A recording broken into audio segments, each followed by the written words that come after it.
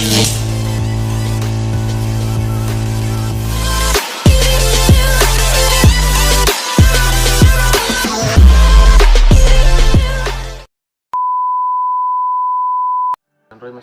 warahmatullahi wabarakatuh.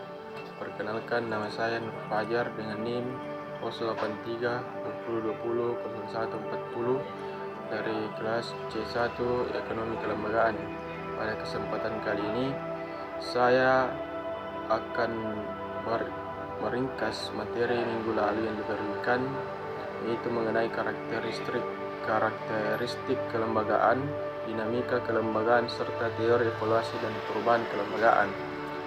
Yang pertama yaitu arti kelembagaan.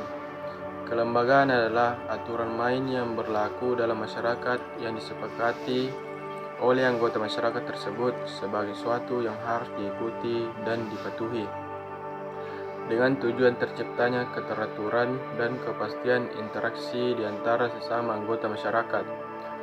Adapun menurut North 1990 membagi kelembagaan menjadi dua, yaitu kelembagaan informal dan kelembagaan formal.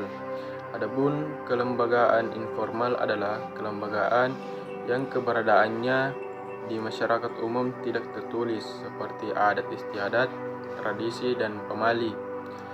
Yang kedua, kelembagaan formal adalah peraturan tertulis seperti perundang-undangan, kesepakatan, perjanjian kontrak, peraturan bidang ekonomi, bisnis, dan politik. Dan yang kedua yaitu level formal. Menurut Williamson tahun 2000, kelembagaan formal adalah kelembagaan yang kelahirannya umumnya dirancang secara sengaja, seperti perundang-undangan, konstitusi yang dibuat oleh lembaga legislatif atau pemerintah. Perubahan kelembagaan ini dapat berlangsung dalam kurun waktu 10-100 tahun.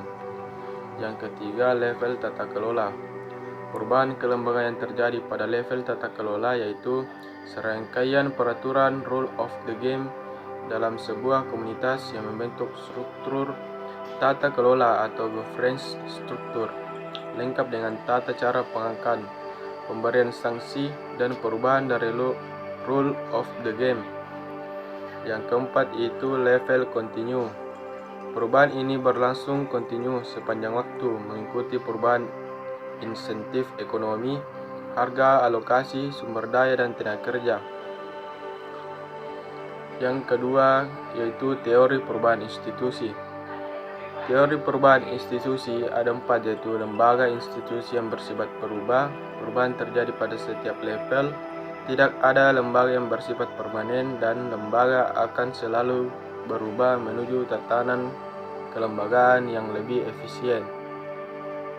Adapun teori-teori perubahan kelembagaan menurut Shkluter dan Hanis 1999, teori perubahan kelembagaan terdiri atas 3, yaitu berdasarkan efisiensi ekonomi dan berdasarkan teori distribusi konflik.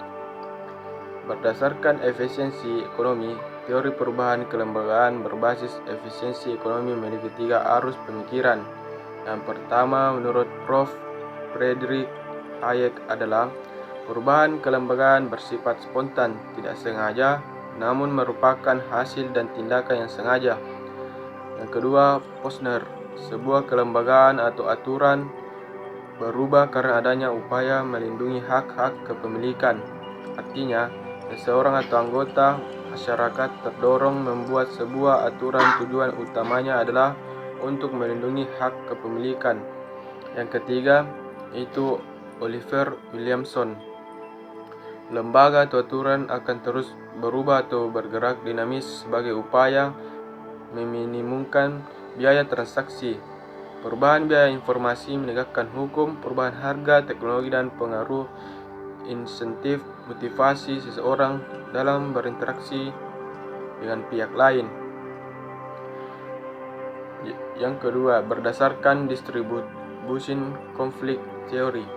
Teori ini didasarkan atas asumsi bahwa setiap aktor adalah sebuah arena atau komunitas yang memiliki perbedaan kepentingan dan kekuatan. Perbedaan kepentingan ini merupakan sumber konflik. Oleh karena itu, seiring ditemukan tarik-menarik dalam proses pembuatan undang-undang karena adanya perbedaan kepentingan dan setiap aktor yang bermain. Itulah tadi ringkasan dari materi yang diberikan minggu lalu. Kurang lebihnya mohon dimaafkan. Wabillahi taufiq wal hidayah. Wassalamualaikum warahmatullahi wabarakatuh.